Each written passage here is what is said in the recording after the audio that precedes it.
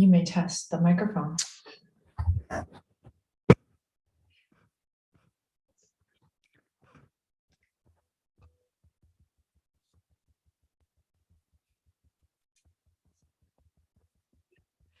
think it is working. Get on the mic, get on the mic, get on the mic, Mike. We got the notification that we're live, so I think all is well. We'll see if someone shows up. So how are you today? Hi, Carl. Hello, Carl. Welcome. A couple of people are filing in. So yeah, so this time I was, I think, a little bit better in actually posting. Yes, I'm joking. Excuse me. So we need to get serious if we're going to have a show. You realize this, right? I'm serious most of the time. Gee. Good. Okay, so hello everybody, welcome. Hello, Jose is joining us live. As I was saying, I was a little bit better about posting in advance on social media about our show today. Today we are going to talk about data envy, which was that you? I can't remember if it was you or me who came up with data envy. Actually, I think I did this time. Yeah, you did. Yeah. Okay. Hate to admit you were. Yeah. I definitely talk frequently about both politicians and bureaucrats, also law enforcement, having what I call data envy, meaning that they believe that they are entitled to or they envy the companies, particularly social media companies, having a lot of data about individuals, and they believe they're entitled to it. They act as if they're entitled to it. What makes them think that they are entitled to it? That's something that we'll talk about today. How did we get to this point? Where have we seen this data envy on display? What are they trying to do about it? And then what I think the solution is as well. This is inspired by the piece that we just had published this week in Real Clear Policy. And the headline of it is not that exciting, except for the fact that data envy is in the headline, but it's politicians' data envy on display again in Senate hearings. There were some Senate hearings talking about supposedly protecting consumer privacy, a lot of the usual kind of stuff that you hear, but it was an occasion to go ahead and put in writing our thoughts about this. So that's what this is about. Welcome everybody. If you're here and you want to act in sort of a show of faith, you can click like already. You can give us a pre-like before if you're watching. Carte blanche. That's right. That's when you can't take it back regardless we'll of feel what free we say. to say the most outrageous things. Yeah, it's Saturday. Welcome everybody. It's a glorious fall day here in Texas, high in the 70s, which is just perfect. I hope that it's beautiful wherever you are. Okay, Jose says he's got some delay. There's some seconds behind on the TV. That must be really unnerving to watch, Jose. That's all I can say. On the TV, what channel are we on? Well, so sometimes you can take your computer and make it go to the TV, I guess, the video or something. Yeah, well, maybe. Anyway, you could try it, but I think that would be a bit unnerving. Anyway, so welcome. Grab your cup of coffee and let's talk about this. So, I mean, when did you become aware of this phenomenon of politicians and bureaucrats having data okay, envy? so that's a good question, Amy. But seriously, I have had a sort of a development in my thinking about it over the past couple of years, and I think it represents sort of the doubts many people who are oriented towards free market solutions, because if you acknowledge that it is very difficult to operate on a mixed market, and you admire the spirit of the entrepreneur, that, and of course, historically, you recognize that it's generally a government that is an obstacle to individual flourishing. It is difficult to acknowledge there is a role that corporations play as well. And personally, I think it reflects rationalist or intrinsicist thinking, where you take making money as a good in itself. And in this particular case, we're talking about data collection. I think many people are not aware of the intricacy of the level of data scraping that has been going on, and that, of course, is a particular angle or a particular perspective to this story, because if I agree to a contract, and we talked about this the other week, if it is not reasonably possible for me to know the extent to which techniques will be used that I will not be reasonably aware of, etc. So how much does my consent really mean? What does it amount to? Because, of course, if we were talking about implicit contracts, right? When you sit down at a restaurant, so as soon as you sit down, you grab a menu, and there's a certain number of steps that are implicit, that you've implicitly agreed to. But if it were to turn out that what you had agreed to was, say, you would have to provide for entertainment after your dinner, you would have to undress and dance on the table for the pleasure or displeasure of the other patrons. Without even drinking alcohol first. I mean, no. Anyway, so of course, this is to use an absurd argument, but of course, if you cannot be aware that they're tracking your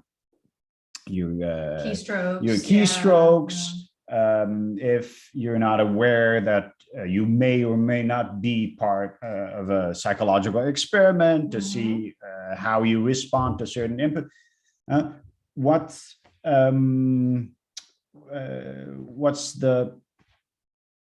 should be the role of a private actor in that whole? So my angle started really as an addition to the obvious, and somebody mentioned, of course, Snowden. Yes. But of course, that is something that most people can agree on, or maybe not most, but a lot of people can agree on that. A government, if they want your personal information, it's a process subject to a number of rules. Yes. And if those rules become fuzzier for a private corporation, and then there's this even fuzzier process between government and private actors, so that's where your term of data envy pops up, right?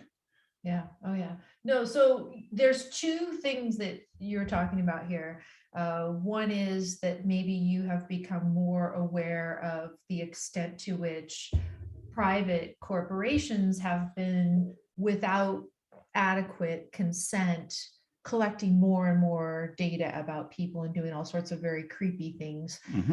Perhaps the creepiest even is the fact that there are algorithms that we might not be fully aware of and not able to control the effect on us of them.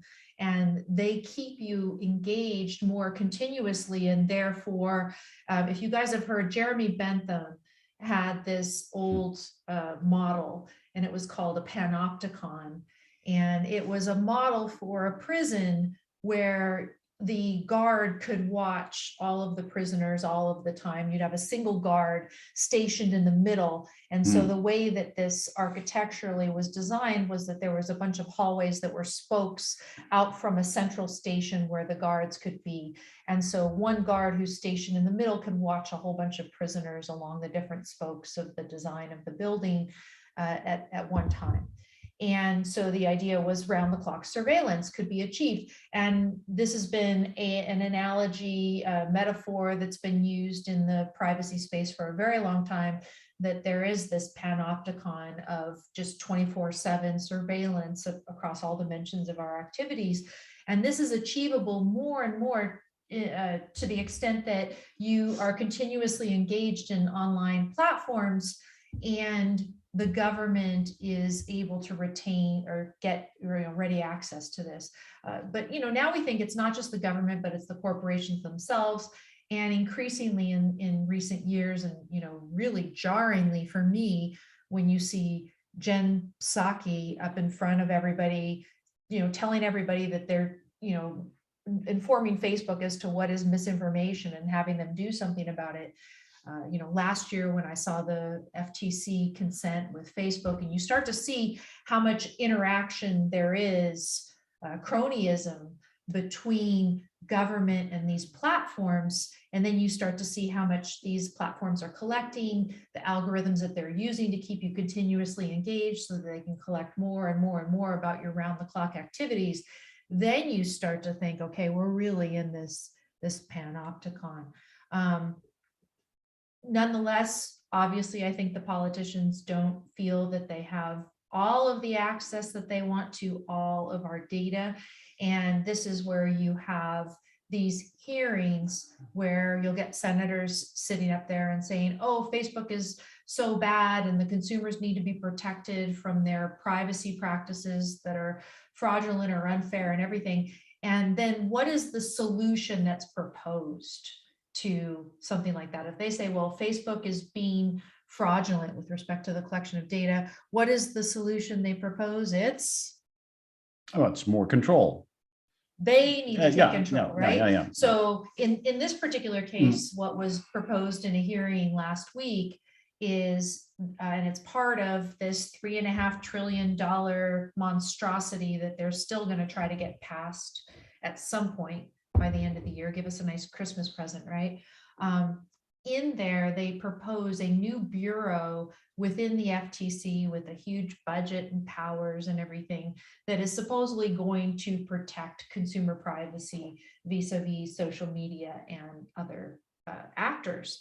But, if you wanted to put together a perfect recipe for creating Big Brother, it would be a government agency that it's not even elected officials. These are bureaucrats. So they're removed even from the accountability of being elected, which isn't that much anymore, given how much power incumbents have to keep themselves in power all the time.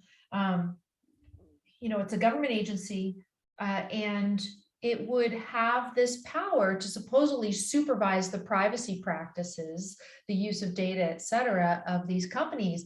But as I learned when I wrote the amicus brief in US versus Facebook, and I got the response from the FTC and the DOJ, they believe that they, by right, have warrantless access to Facebook user data if necessary to fulfill their mission. They basically wrote back to me,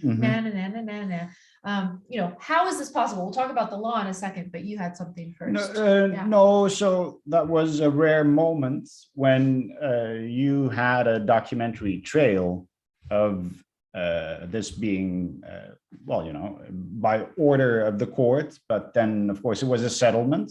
So Facebook they acquiesced, or they, they accepted this solution. But of course, thanks to the court, became part of of what we know that actually occurs, what we what we only have a reasonable suspicion of is the extent to which this warrantless access to information is an ongoing thing, of course. And of course, this is not something that you would be even allowed to talk about, but it turns out to be sort of a practice to demand and grab all the data you can. And of course,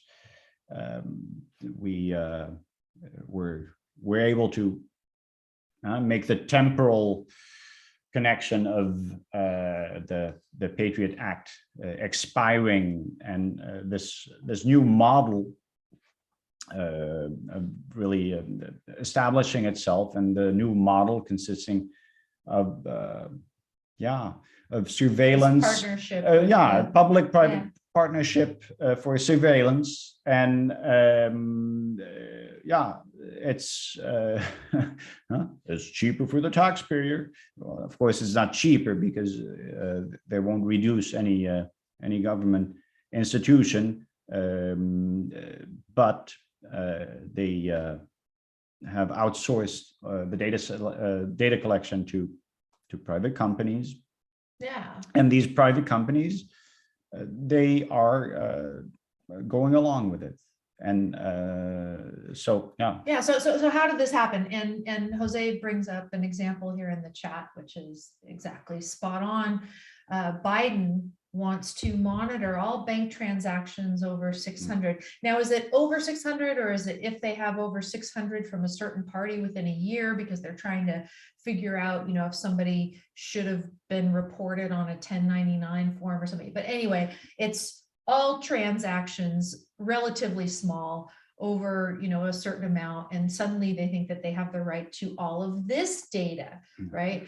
Now, how in the world did this happen, right? We are in a country where the founding document contains a Fourth Amendment, right?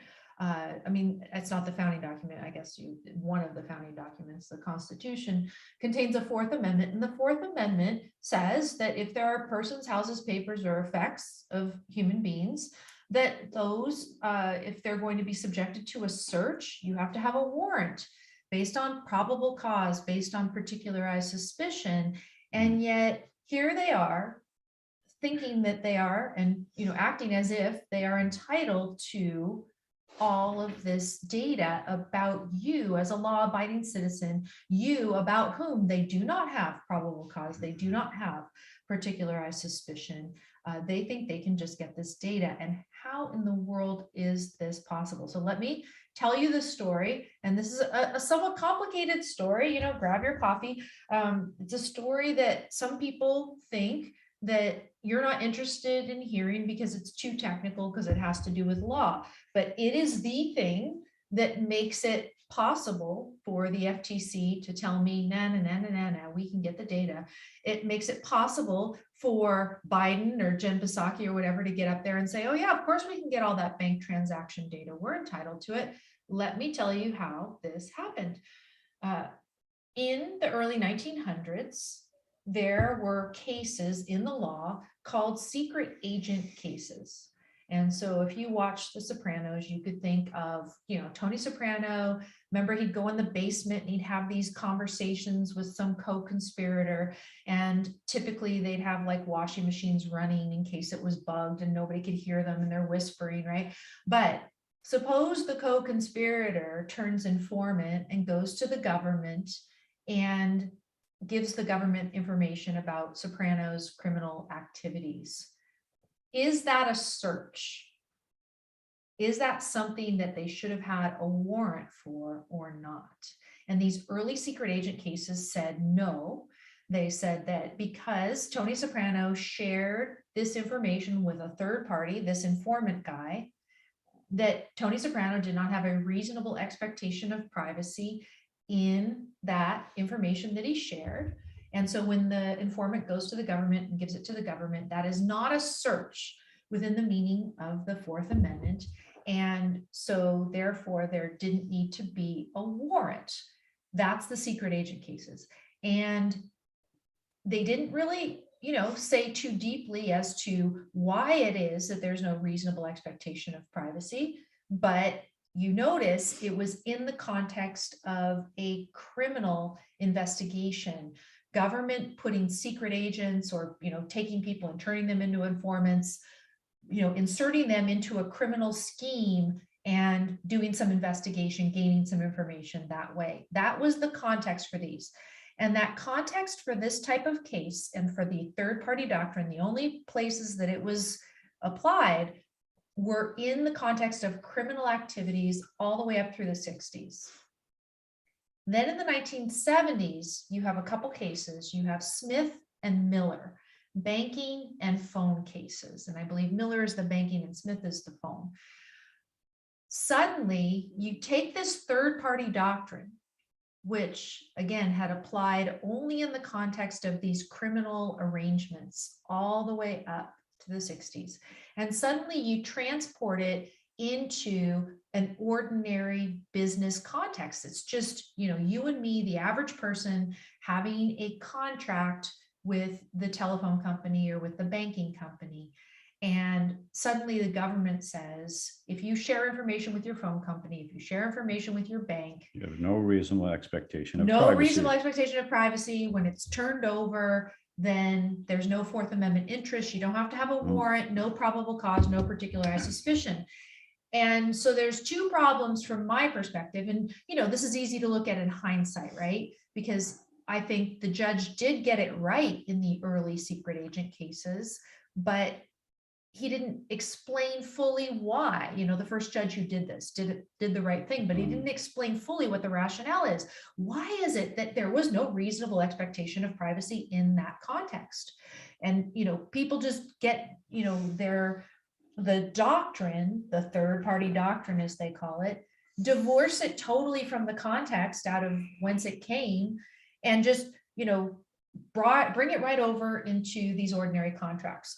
Not only did they not explain why your expectation wasn't reasonable in these other contexts, they also, I think, didn't realize the implications of what they had started, because they had no idea that there was going to be such a thing as social media, or that technology in general would offer so many conveniences for life, such that as time went on, we would be sharing more and more information with so-called third parties, to the extent where, all day long, every day, you're sharing tons and tons of information with third parties, right? So here we are, where it just started out in the context of telephone and banking, and then it's everywhere. So any information that you share with a third party now is not protected by the Fourth Amendment. Under current interpretation. Under current law. Now, there are a few exceptions to that. The big exception that has now recently been carved out is Carpenter versus United States, the 2018 case that said, okay, with respect to 127 days worth of cell phone location data, if the government wants to obtain that, it has to get a warrant. It is a search. The other thing I need to tell you for clarification is that the fact that the Fourth Amendment doesn't protect this data doesn't mean that there's absolutely no protection in the law for it, just that there's no constitutional protection. There's no constitutionally protected warrant requirement. There is something called the Stored Communications Act, for example. And so one of the things that, actually one of the only few things that Facebook said in response to my brief was that the Stored Communications Act exists, and so therefore there's protection for this data, and that's plenty, no worries. It's interesting to compare the government's understanding of what sort of protection exists for the data vis-a-vis the FTC and the DOJ versus Facebook. Facebook says, oh, we can rely on the Stored Communications Act. FTC, DOJ, not so much. Well, They figure they can get it. yeah. But so that's the state of the protection today. And I'll let that sit for a second. This is how we got here. And I'm going to explain why the path by which we got here is wrong in a second, but you wanted to jump in. So I'll give them a second to digest that. I think I wanted to jump out for a moment.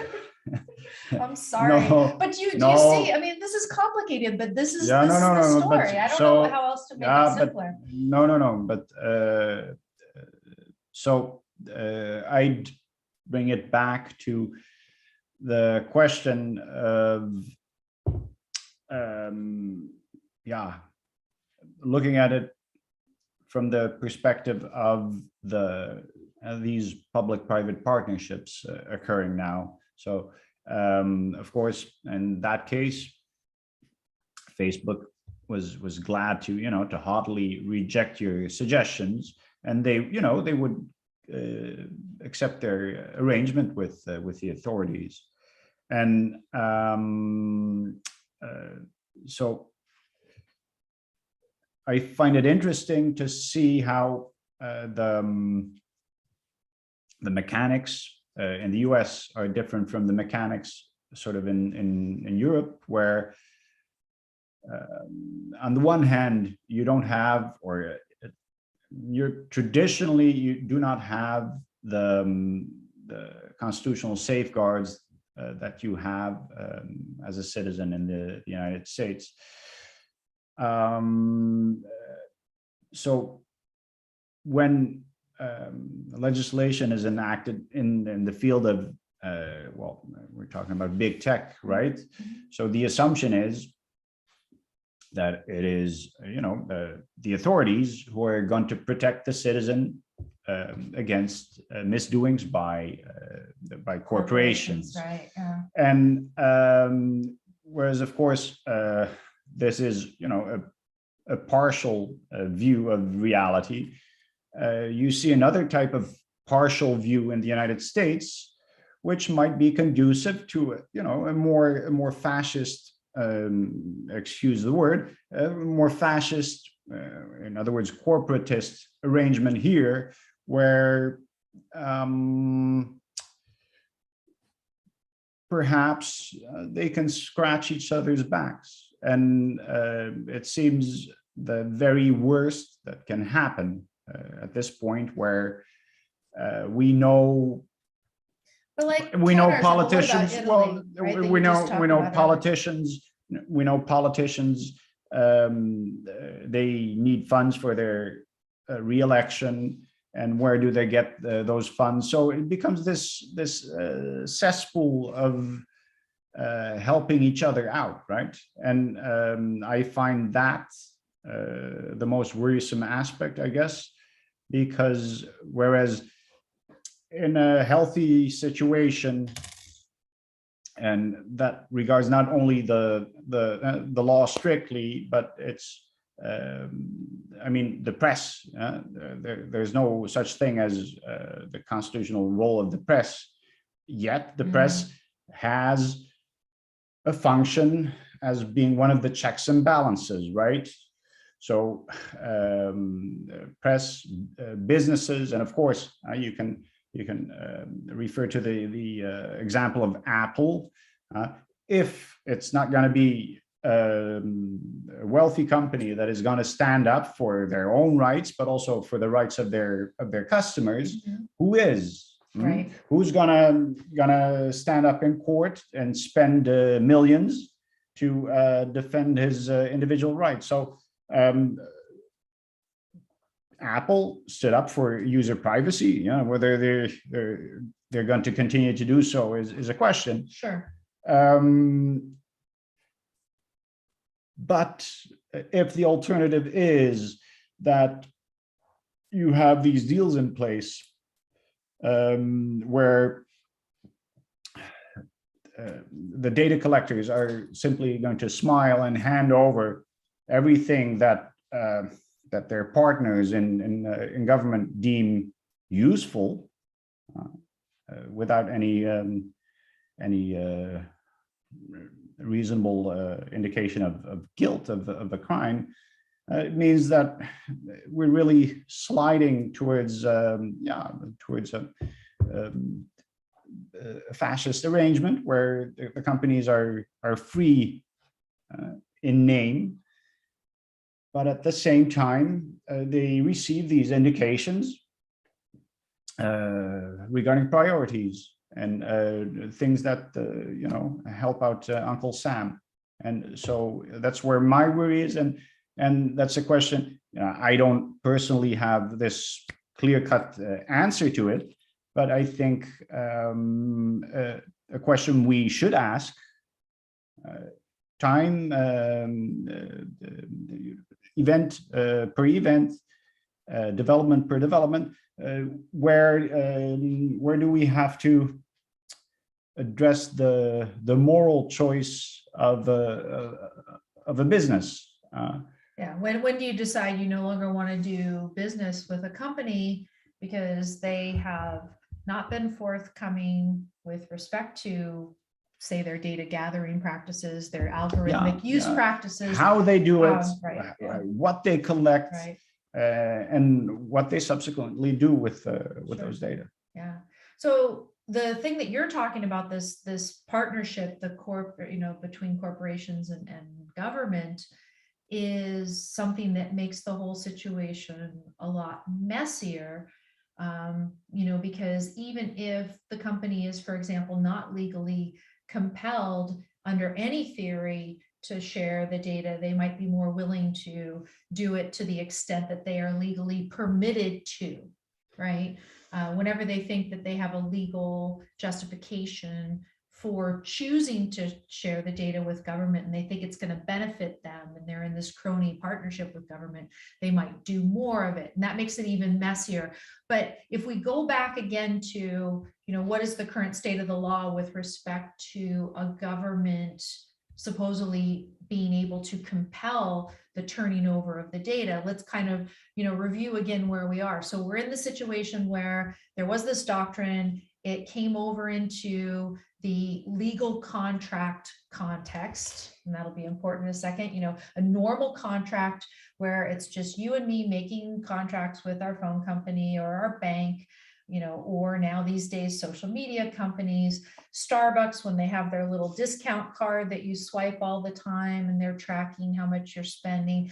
Anybody, right? There's so many third parties these days, and it just applies everywhere. So that's the situation that we're in. And like I said, we're also starting to see that people are realizing there is a problem with this doctrine. And that, for example, with respect to a whole ton of very personal data from your cell phone, people were able to push back enough to get the Supreme Court to agree and say, okay, well, the third party doctrine, except this little pragmatic carve out that they've made. And that's the state of where we are, right? Where the doctrine still exists. The only thing that they've said definitively no, they're going to slap your hand and say, get a warrant, is if you've got this big chunk of cell phone location data or any other obvious analogy to something like that. But otherwise, government still feels like it can, for instance, propose a law that every transaction above 600 or 600 in a year between two people or whatever the actual specifics are, that they can just start looking at all of your bank transactions just in case you might be evading the IRS or something. We're in this place. They think they can do this still. A lot of people realize it's wrong. And the question is, what's the solution to this? How do we solve this? And can we solve it in time before something like that is set in place, right? Before a law like this is both enacted and then maybe even upheld through the courts, assuming that it could be. How can we make sure that these sort of data grabs don't keep happening and that future data grabs that are even worse could be prevented? And again, I'm saying that the answer goes back when you think of the origin of this doctrine. The origin of this doctrine why is it that in that context, the expectation of privacy was not reasonable? Why is it not reasonable for Tony Soprano to think that he should be able to have secret conversations with his co-conspirator when they're, planning their drug heist or their assassination or whatever it is that they've got going this week? That's what we're going to go through. Now, people are having discussions. I've seen that Chris has put a little super chat in there. So thank you, Chris. And I'm not sure if it was in reaction to, he wanted us to acknowledge that he says the Republic no longer exists, I think was something back there. And then there's someone called William Stevenson, the Canadian spy master. He speaks of intelligence being the most important vital defense, but because of its secrecy can be the most dangerous force. I mean, certainly that's true. And, a whole other topic for another day is, to what extent is secrecy in government operations appropriate? So for example, if we are at war, the particular location of our troops in enemy territory seems like a valid secret to be keeping, right? But then there's other things. So for example, the existence of an entire bulk surveillance program against Americans who are innocent, I would say that is not a valid government secret. And, so where do we draw lines? That's a whole separate topic for another day. But anyway, thanks, Chris, for being the first super chat of the day in there. Now, let's go back to that foundation, okay? If we're thinking of this context in which this third-party doctrine arose, in those secret agent cases, the arrangement in the context of which this information was shared, that whole situation that was going on was a criminal context. And if we go back to the idea of an implicit contract. A lot of times the contracts between these criminal co-conspirators are implicit contracts. They're not reduced to writing and notarized and all these different formalities. Sometimes even if they're oral, it's explicit, but it could be implicit, explicit. But what it is for sure is an illegal contract. It is a contract made for a purpose that is overall illegal. And if we go back to the common law, which is a tremendous, wonderful resource for all kinds of principles of justice and ethics, the common law held that if you had an illegal contract, a contract that was made overall for an illegal purpose, then it would be unenforceable, completely unenforceable at common law. So if you take that little piece of information into account, and then you go back and you reconsider the total context in which the third-party doctrine arose. And, all the judge said at the time was, he shared this information with a third party. He has no reasonable expectation of privacy. But really, I think the thing that was moving it at the time was it was shared within a criminal context. It was shared within the context of an illegal contract that was unenforceable. So Exactly. your expectation of privacy is not reasonable if it's based on a contract that's illegal and unenforceable. And to me, that was the real rationale.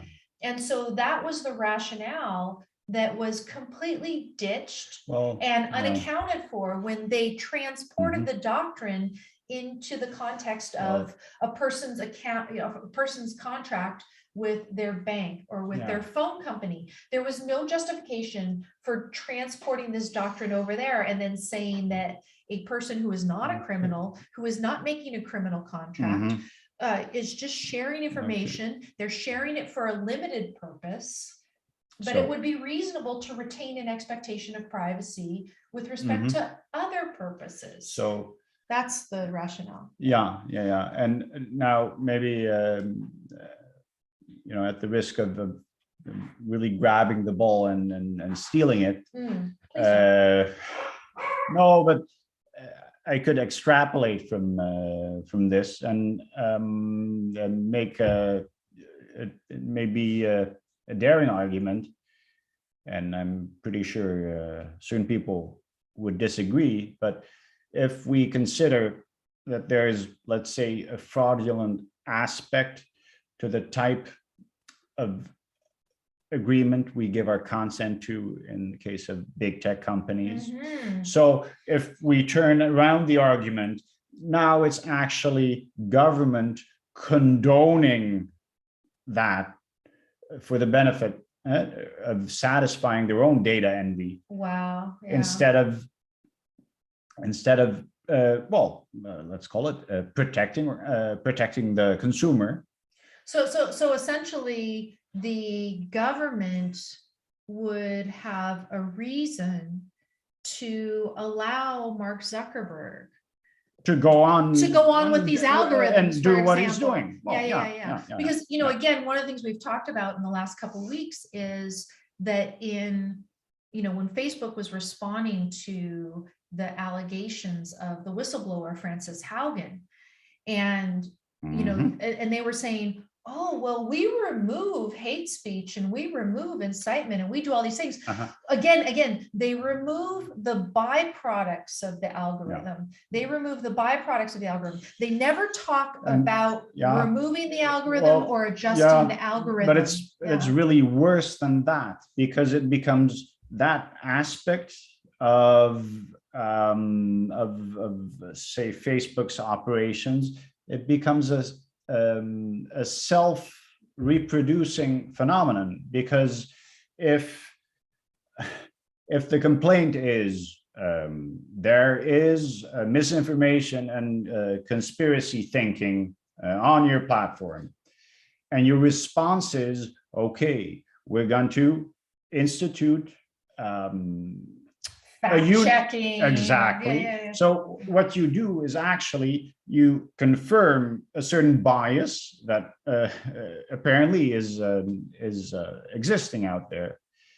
And in other words, the next thing is going to happen, there's going to be more rumors and more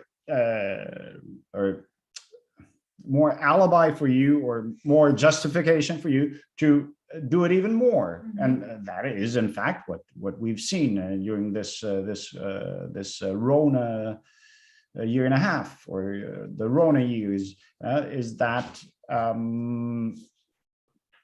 there is only a very specific bandwidth of information, and it's not just about Facebook. There's the Trusted News Initiative, and BBC, the British Broadcasting Corporation, started it, and they had a lot of traditional and more modern parties that joined them, and they get their approved information from very specific institutions, and so on and so forth. And so here the government has a vested interest in just doing that. Excuse me. So that's let's call it the tip of the iceberg, and of course all the data manipulation that Mrs. Haugen also addressed, or really addressed as a primary concern. At least that was my understanding. He doesn't even respond to it, and so the question is whether deliberately or through a sort of convenient negligence, that is what is left intact. Because of course they're the business secrets of Facebook. It's how they stimulate engagement, and the same. And that's how they get so much money to dump into the election campaigns. So it's a perfect fascist storm in that sense. Zippity-doo-dah. So Z400 Racer 37 in the chat over there is asking, is there a right to privacy? If so, what is at its root? That is a good thing to address as part of what I'm proposing as the solution. So this identification that I've made about the original context for this doctrine that they're using to justify all of this bulk surveillance against Americans, all the junk in the Patriot Act, the stuff that Edward Snowden revealed, this new monstrosity about tracking every transaction in your bank account, the consent decrees between FTC and social media companies that allow them arguably warrantless access to user data, all of the shenanigans back and forth where Facebook is probably, even though Frances Haugen says, she's in favor of chronological algorithms, blah, blah, blah. If you have a bureau, a government bureau, some committee or whatever it is, that's going to be in charge of the algorithms of social media, there's no way that they're going to get rid of all the engagement enhancing stuff. They want the people still engaged and still sharing their data. We're certainly not going to throttle their business model, right? So we're capitalists. We want them to be able to make money, to donate to our campaigns, right? Yeah. So none of this is going to happen, right?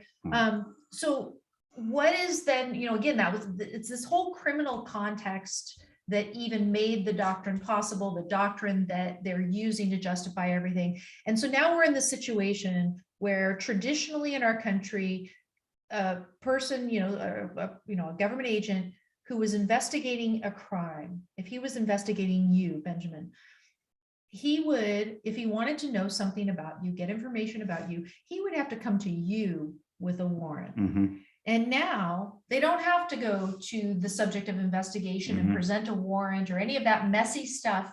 They go to a third party who doesn't care anything about Benjamin. By the way, I didn't do it. Yeah, okay.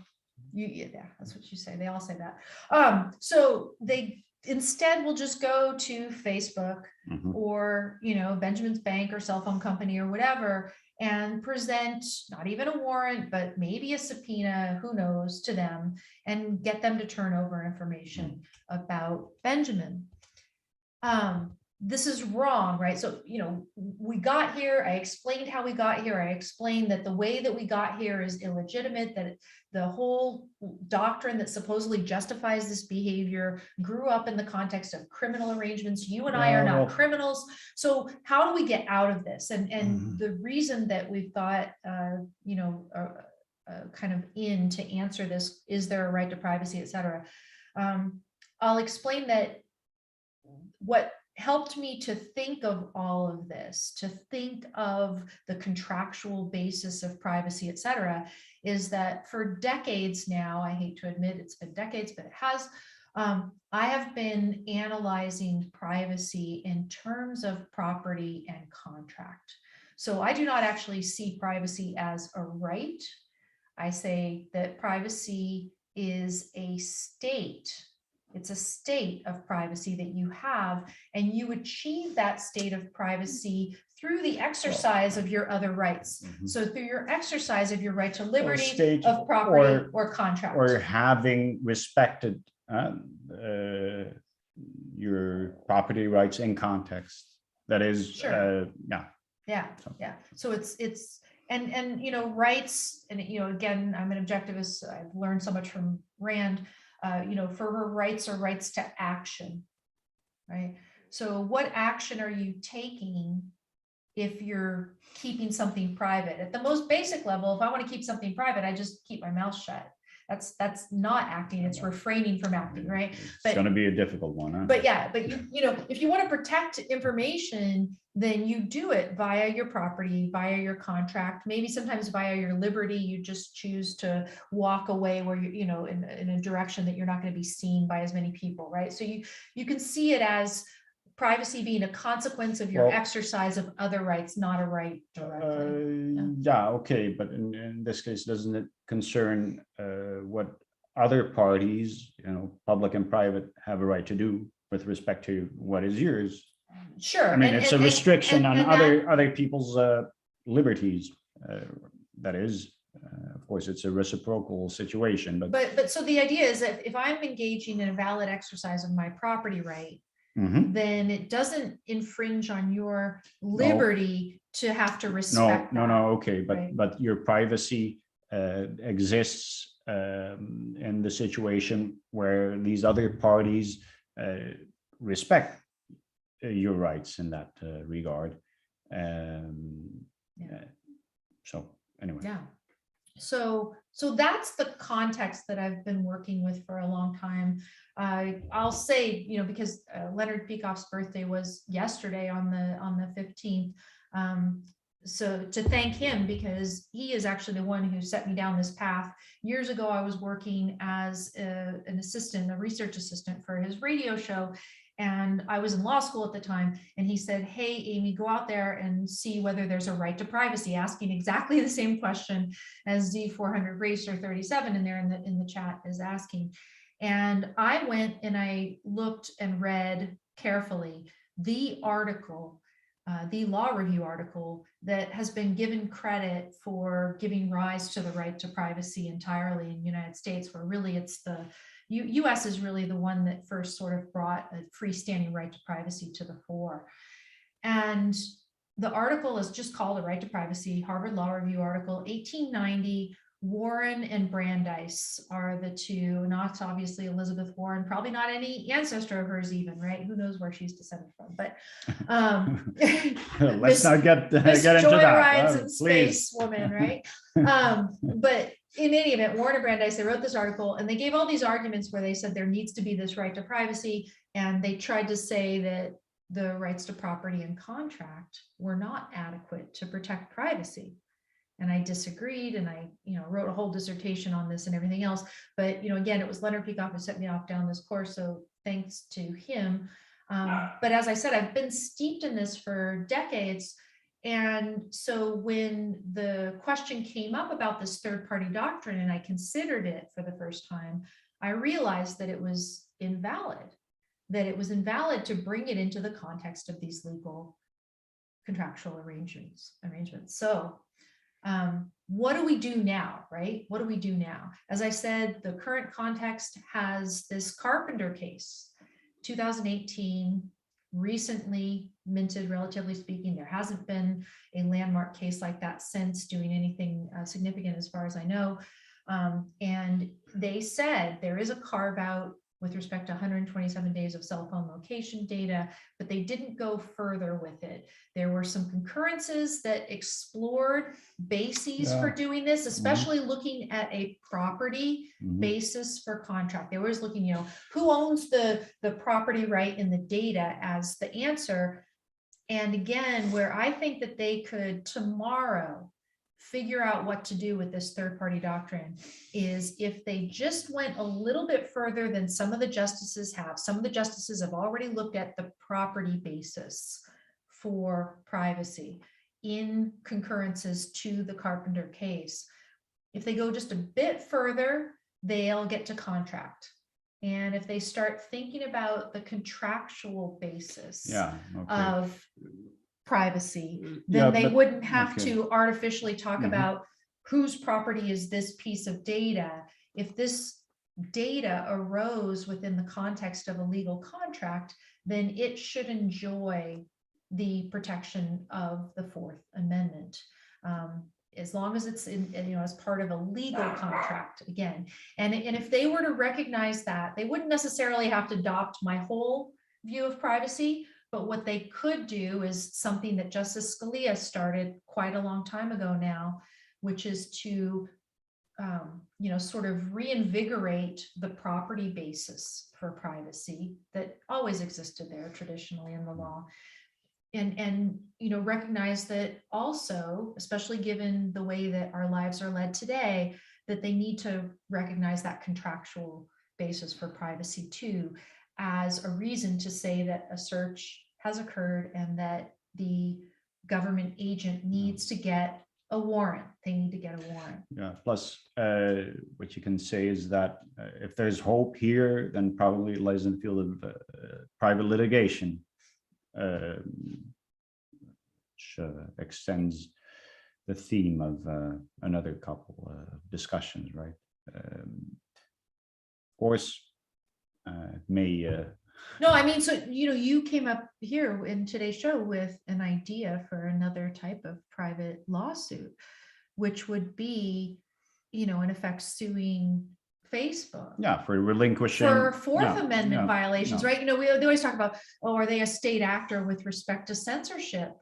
Arguably, they are a state actor with respect to Fourth Amendment violations. Well, just For the reasons we've laid out here. Well, and there's of course this this story about the bank transfer tracking, right? Even there, Well, okay, so the banks are being explicitly regulated, right? And so Yeah, Facebook's okay, in this okay. weird fuzzier No, situation. no, So no, I sure, would no, sue, I sure. would sue the government, so long as there's something on the books that is saying you banks must turn over X information in this case, and that's all Yeah. they're doing, then I would do that. Facebook's in this weird situation where they're not being explicitly commanded by any law that we can go and challenge. And then at the same time, they're entering into these woozy consent orders. And then there's just this, I'll scratch my back, I'll whatever. Yeah. Who's scratching whose back? I'm sorry, I'm tired. But I'm not scratching. I know. It's anyway, metaphor. So, they're in this arrangement that is not reduced explicitly to legal rulemaking. And so therefore, I think the best vehicle might be to use that state action theory that we've got from Rubenfeld and Ramaswamy. Yeah. Yeah. So that's my idea in a nutshell, an hour-long nutshell. It's a complicated topic, and I don't know how to properly treat it in a way that doesn't raise a million questions in a shorter time period. No, okay. I think I'm going to rehearse it. I want to do it in 2.5 minutes or something. Yeah, but I think the point is another one. I think if you keep the principles as simple as they are, right, and it's hard to argue against that state, that legal state in which you can enjoy your privacy, right? So let's not call it the right to privacy, but your ability to enjoy your privacy. It is history really that makes it complicated. And that's where you have to unwrap all these layers of events. And well, you described yourself, right? Probably the judge had no intention of giving this carte blanche expansion without the extra contractual justification for it. But he leaves it out, and the next one sees the opportunity, and of course, often the reasons are really banal. It's just a prosecutor going for the win, and he doesn't care how. Well, and judges can get rationalistic too, right? So they'll just read very literally the words on the page in which this doctrine arose, and oh well. You share once you share it with a third party, you no longer have reasonable expectation of privacy in it. People just recite that by rote. But if you don't think about the context in which it arose, then you might leave out crucial elements from that context. So you get and transport the doctrine into places where it never would have belonged ever. So that's my big argument. There is a law review article that I published way back in 2014 where I lay out this whole solution to the problem. Thankfully, thanks to Snowden, not only for the revelations, but also for making the topic sexy back in 2013, 2014, so that I was able to get a nice placement in St. John's Law Review. But if you Google St. John's Law Review peek off privacy, probably, that would be enough. If you go on any search engine, you will find the original Law Review article that I published back then, which is the one that I keep trying to shop around. I need to get a book done. I've been a little busy with this thing called Parler. But if I got a book out there, probably I could sell it even more. I think you are being paged. Okay. I'm a citizen. Thank you very much. Very, very proud of it, though it's not something that I actually did. But... Oh, you mean American citizen? So that's what, Well, yeah. But he's recognizing the accent, I assume. What accent? Oh, we keep having this conversation.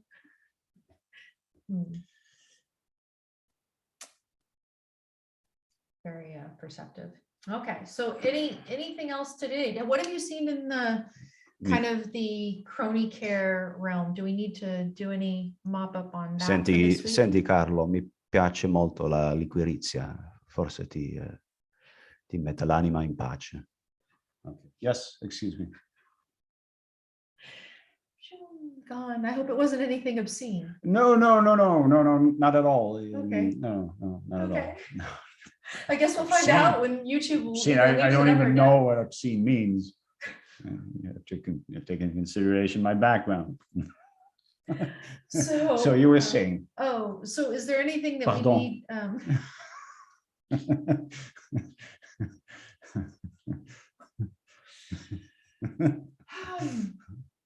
Okay, excellent. No, that's great. So, no, I wanted to see if there was anything we need to do with respect to the crony care debacle this week, any mop up to. What was it, Pfizer's, the drug, the version of the vaccine that was FDA approved is not the one that's on the shelves in the United States. That was interesting.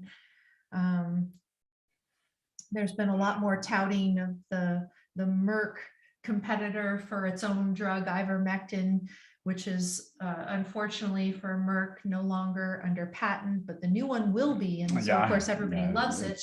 Of course, it was developed as a drug for equine encephalitis. So boys and girls, if this means that you're gonna seek treatment with the pill that was clearly intended As a horse dewormer, right? Oh my God. No, well, it's encephalitis. not a- Okay, so yeah, okay, not okay. dewormer. Okay, So so a horse ailment. yeah. Yes. Don't try this at home. Yeah. I think that would be unfortunate. Joe Rogan had, is it Sanjay Gupta, who's from CNN, the anchor that he had on? Yeah. So that was And excellent. Put yeah. him on the spot about the fact that CNN outright lied about ivermectin that, of course, Rogan took.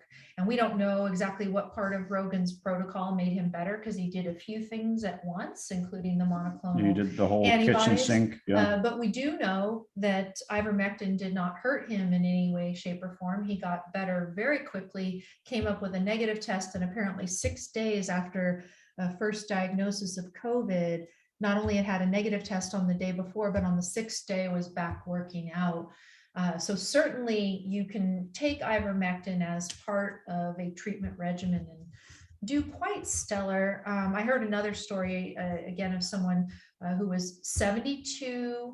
I don't know about any particular comorbidities or overweight or things like that, but 72, unvaccinated, came down with COVID, had Regeneron antibodies and ivermectin, and got better, no hospitalization.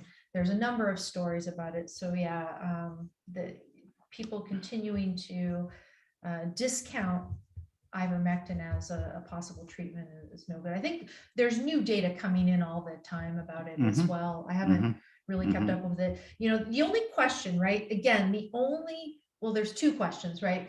One of them is there enough data with respect to any particular proposed treatment such that a reasonable person might think that the risks are less than the potential benefits for trying a particular treatment? I mean, you've got COVID, it's early days, we don't know for sure.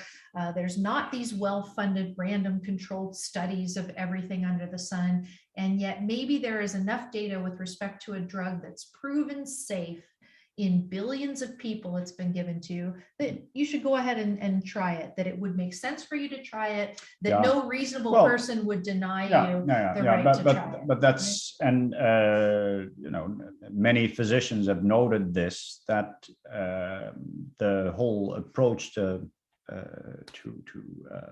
healthcare has been perverted, because any physician has taken an oath to cure his or her patients at the earliest possible occasion. So this whole insistence on there is no cure, that was really one of the first aspects that made me really uncomfortable about the whole environment, because it starts to feel like a religious experience. Repent, repent, there is no cure. And then, of course, the fact that the logic within the we believe in vaccines narrative becomes ever more contorted. Yes. And it's not so it's not that I expect the impossible. No, not at all. But I expect everybody to learn from new information as it is found out, and that is where. Yeah, I just think there are a lot of people who aren't taking into account the total context. So, for example, and one of the comments earlier, oh yeah, here it is. It's Christopher. He said, I like the advances of big pharmaceutical companies, but the idea that these guys and gals are choir boys give me a break. And that brings up, again, this context of decades of government involvement in the healthcare industry and the pharmaceutical industry, and to not be realistic about the effect that is having on the information that we're allowed to consume these days, on the propensity of our governments to issue mandates where no mandates, in my view, would exist. And there's people out there who say, oh, in a free market, all of these corporations would mandate the vaccines on their own.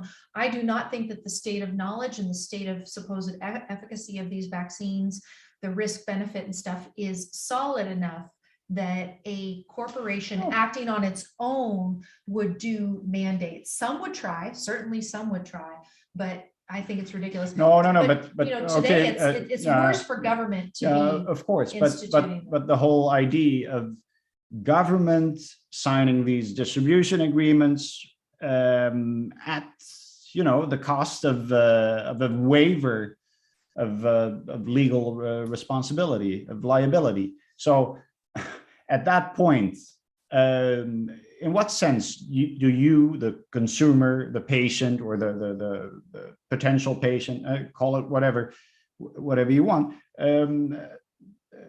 where does it leave you? You're asked to put your cross on the dotted line, and if something goes wrong, it's your problem. You've got no recourse, and good luck suing the government any day And of the week too, right? And in any case, the whole idea of blanket mandates has nothing to do with individual healthcare, but everything to do with public health. Yes. And with thinking on the level of so-called society, basically thinking demographics, and collectivist terms, and how many people do we have to get to do this to probably obtain that result? It's social engineering. And it's not even working anyway at that, right? Well, so it's ridiculous. And so that's where I became open to a different reading of these facts as well, because you see that the new data don't lead to new understanding or insight. So then that must mean that there's something that doesn't mean that science is settled. No, there's certain things that are science resistant. So I want to end on somewhat of a positive note here, and also with just a bit of a fantasy. I want to fantasize a little bit.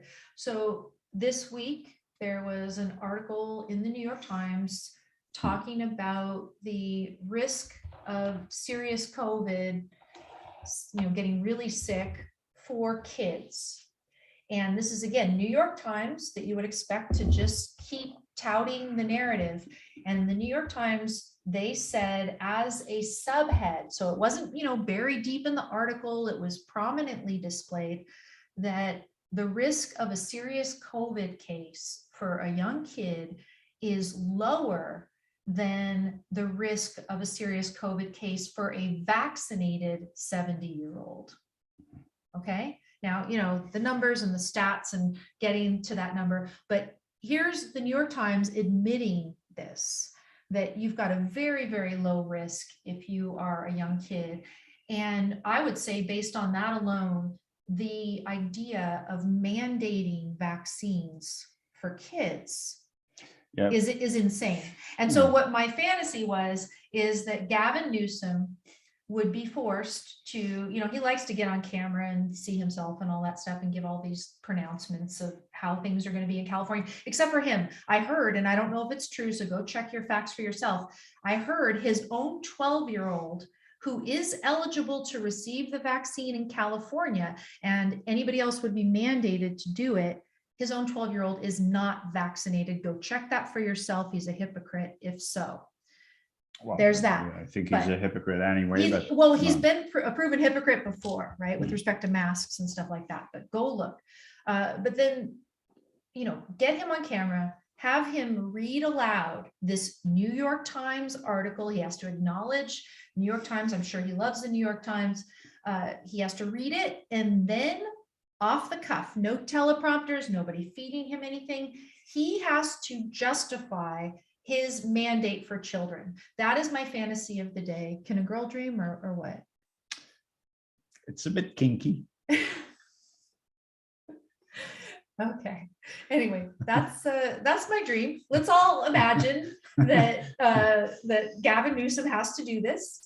Newsom and his beautiful hair. Yeah, I don't know. I mean, and you know, no doubt he was getting all his great haircuts all during COVID, regardless. Remember, the hairdressers in California, they were shut down too. Remember when we were still living there and I was going to try to go get a haircut, and what a big thing it was to go even get a haircut in California. Just insane. In California, the laws don't apply to him. They apply to everybody else. You all have to suffer, and he gets to do whatever he wants, except for in my fantasy where he has to read this and then he has to justify. Okay. Okay, everybody, we're going to go now. Thanks. Have a great rest of your weekend, and we will be back next week, I think. I'm pretty sure. Maybe, you know, YouTube, they'll shut us down at any time. I don't know. Let's hope not. Remember, don't do anything I wouldn't do myself. Which leaves you a wide berth. Who said that?